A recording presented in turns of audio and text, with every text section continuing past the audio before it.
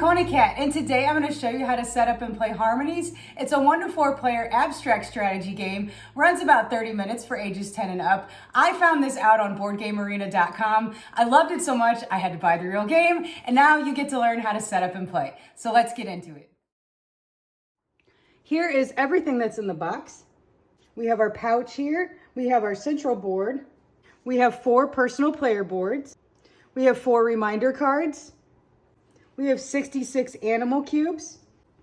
We have 4 nature spirit cubes. That's these clear ones here. We have 10 nature spirit cards. We have 32 animal cards, 1 score sheet pad, and we have 23 blue tokens, 23 gray tokens, 21 brown tokens, 19 green tokens, 19 yellow tokens, and 15 red tokens. For setup, we are going to take all of these tokens here and place them in the pouch. And here we have all the tokens in the pouch. Shake them all up really good. Next, we are going to place our central playing board in reach of all the players. This side is the 2 to 4 player side. This side is for solo. We're going to set up for a 2 to 4 player, so we're going to set that right there. Next, we're going to take our animal cards here. These are the dark brown paw print side, and we're going to shuffle all these up. We're going to place 5 near our central board here, face up. And then we're going to keep the remainder deck face down nearby, and we're going to keep these animal cubes nearby as well. These are the nature spirit cards, and these are the 4 nature spirit cubes. After you have had some practice playing this game in a few rounds and feel pretty confident on understanding how to play this game, then you'll want to integrate these spirit cards into your gameplay. But for the setup right now, we're going to leave these out. Next, each player will take a personal playing board. Now, there are 2 sides in which to play from, and all players must agree on which side they're going to play from. So we're going to go ahead and choose this side here, place it in front here, and this is the board that we are going to work from for this game. Each player will also take a reminder card here. These cards are also 2-sided based on what side of the player board you decided to use. This side is the beige side, this side is the blue side. So you'll give 1 to each player with the corresponding side up. Next, we are going to draw 3 tokens from our bag to place on each space here. So let's go ahead and do that. We're going to choose 3, 2, 3. 1, 2, 3.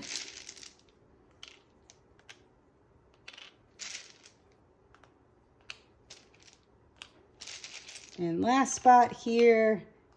And there we go. We're going to keep this pouch nearby as well. Lastly, we need to choose our first player.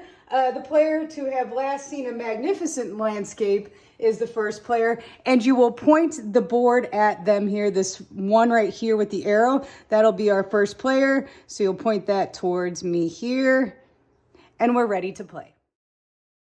The overall flow of this game is like this. You're going to be taking these animal cards and see these patterns here and try to match these patterns on your board out here so you can collect points as you go. And you'll also score points based on the landscapes you created based on the tokens you placed out on your board. The game turns will go like this. Starting with the first player and proceeding clockwise, each player will take a turn by performing actions in the order of their choosing. You will take a mandatory action, which is to take and place tokens.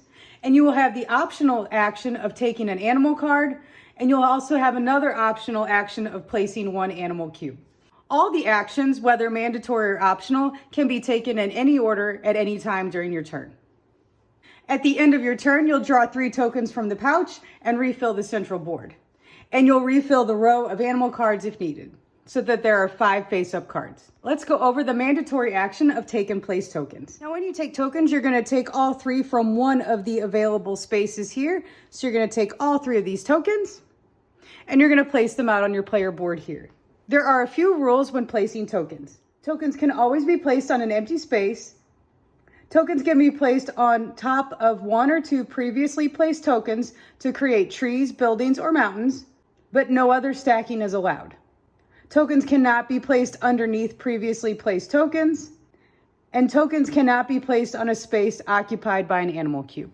These are the 6 types of tokens that you will be placing on your player board. The yellow is a field token. The gray is a mountain token. The green is a tree token. The blue is a river token. The red is a building token, and the brown is just considered a brown token, which will be a base for the tree token and sometimes the buildings. Mountains can be placed singly in a stack of 2 or a stack of 3. The brown token can be placed singly and can have a stack of 2 here. The tree token can be placed singly, can be placed on top of 1 brown token, and can also be placed on top of 2 brown tokens. But you will not stack tree tokens on top of each other. Building tokens can be placed singly. They can also be stacked up to 2. A building token can be stacked on top of 1 mountain token, and a building token can be stacked on top of a brown token. Field and water tokens will be placed singly and are not stackable. This is our helper sheet that every player has, and this shows you how all the landscapes will score and how they can be built on your player board. For the optional take 1 animal card action, you can perform it anytime during your turn, but only once per turn. Let's go over the animal cards here. This down here is the pattern your tokens must form on your personal board to create the habitat. This little orange cube on each card will have a placement, and that is where your animal cube must be placed within the habitat.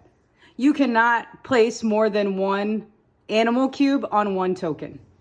The card itself is a specific color and a reminder of the token color on which the animal cube must be placed. So the animal cube is placed on yellow and the card is also yellow to help you remember. Now along here, you'll see different spots for points. For this particular card, if you were to make this particular combination 5 times, you could score these points, but you would have to be able to place the animal cube on 5 different yellows. So let's get into how this will actually play out in the game itself. You'll choose an animal card from one of the face-up cards in the table. So I'll take this one here and I'll place it above my player board here. You may have up to 4 animal cards simultaneously above your player board. You're going to take as many cubes from the reserve as there are spaces to be filled on your animal card. So this card has 2 and we'll take 2 and place them here. These animals can now be placed on your landscape according to this pattern here. The other optional action is to place 1 animal cube. You can perform this action multiple times on your turn at any time. To place an animal cube, the habitat pattern must be created exactly on your board as depicted on the card, but it can be oriented in any direction. The height and trees match exactly to what is shown on the card. So on this card, we could only have 1 layer of mountains that would count towards this one. The token on which the animal cube is to be placed within the habitat must be unoccupied. These are unoccupied here. And buildings can be of any type. The bottom token can either be red, brown, or gray. If all of these requirements are fulfilled, you can take the bottommost cube here and place it on the corresponding token. So I have completed this pattern here 1 time here. I'll take this and place it here. And I was also able to do a 2nd time, so I placed that one here. During your turn, if you place the final animal cube of your card, you will put this next to your player board and it is considered complete and it no longer counts against your forward card limit above your board. Once I place this animal cube, it is final and locked in. You cannot move that animal cube and you cannot add any tokens to that animal cube. Now that I've gone over all the details of the actions you can take on your turn, let me show you an example of a turn. Since this is my first turn, I'm going to start off by taking the optional action of grabbing an animal card. So I'm going to start by taking this one here. I'm going to place this above my board here. I have 5 animal cubes to place. So I'm going to take 5 of these and place them in their corresponding spaces here. Then I'm going to take my mandatory action of taking and placing tokens. I'm going to take these 3 here from that spot. Since I'm going to work towards this pattern here, I'm going to take this green one, place it here. I'm going to take the yellow one, place it here. And because I have completed this pattern right here, I have the option to place an animal cube on this token, which I'm going to do right now. Now I also need to place this yellow one. I'm going to place this here. I also match that pattern. That's right here. And I can take the optional action again of placing my animal cube. That would be the end of my turn. I would refill the animal card spot that I took from, and I would refill the empty space with 3 new tokens here. The game will continue to play like that with players taking their turns until the end of game is triggered. The game ends in one of 2 ways. If the pouch is empty when you need to refill the central board, or at the end of your turn there are 2 or less unoccupied spaces on your personal board. You will end the current round so that all players have played an equal number of turns, and then you will tally the points for the landscapes and the animals you placed. So for scoring for the animals you've placed is pretty straightforward. You're going to get points for everything that has been placed off your card. If you have cards that weren't fully completed, that's okay. You still get points for the animal cubes that were placed. So you would still get 6 points for this one that was placed. After we've tallied up all our animal cards, we're going to tally up the points for the landscapes. A tree is formed by 1 green token placed on top of 0, 1, or 2 brown tokens to create tree sizes of 1, 2, or 3. The size of your tree determines how many points you get. If you don't have a tree top on the brown tokens, this will not score any points. For our single tree spot here, we get 1 point. For a tree that has 1 brown token and 1 green token, we will get 3 points for each of those. And for a tree that has 2 brown tokens with a green token on top, we will get 7 points. Our mountain tokens score based on height as well. However, a mountain is worth 0 points if it isn't adjacent to another mountain. So for this set of mountains right here, this 3 stack, I would get 7 points. These ones, I would get 1 for each. And this one in the middle would not score anything. For the field tokens, you'll score 5 points for each field formed by 2 or more contiguous yellow tokens. So you want to maximize your scoring. You're going to want to create small groups separated from each other, because with this particular group here, this will only be worth 5 points since they all are contiguous. For side A, for our river tokens, the length of the river determines the number of points you will earn. So our river is 4 long, and that would score us 8 points. For buildings, you'll score 5 points for each building, but only if it's surrounded by at least 3 tokens of different colors. And only consider the top token of the adjacent space. So we're only counting the top. So this one here is surrounded by a blue, a yellow, and a gray, and that would score us 5 points.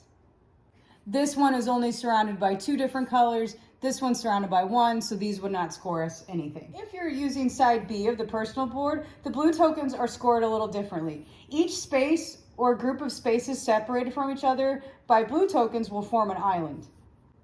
So this is an island here, this is an island here, and this is an island here. You'll score 5 points for each island. Once you have tallied the points for the landscapes and the animals you place, the player with the most points will win the game. In case of a tie, the player who has placed the most animal cubes will win, and in the event of another tie, the players will share the victory. Once you've played the game a few times and understand the strategy and the play style and all of those things, then you'll want to add in these nature spirit cards. During the setup, you will draw 2 cards face down to each player. Each player will then look at the cards and choose one that they want to use. All other cards will be removed from the game. So I'm going to choose this one here. I place it above my personal playing board here, and it will count towards the 4 card limit that you can have above your board. You'll take one of these clear nature spirit cubes, place it on the top place of our nature spirit card here, and we'll be ready to play with the nature spirit cards. On our turn, when we create this pattern out here on our playing board, which we have done, we have the tree with the 1 brown token underneath and 2 yellows, then we will take our nature spirit cube and place that on the token shown in the picture here. This card will be considered completed. You'll place it off to the side. You will still be able to gain points at the end of the game. Each nature spirit card has a different end game scoring. For this particular nature spirit card, you will gain 2 points for every field token placed in your landscape. You'll also gain 2 points for every 2 field tokens placed in your landscape, and 3 or more field tokens grouped together will get you 10 points. Again, once we complete this pattern once, the nature spirit cube is placed onto our board here. This goes off to the side in our completed area, and we will score these points at the end of the game. And that's everything I can show you on how to set up and play Harmonies. I'll see you next time for the next game. Bye.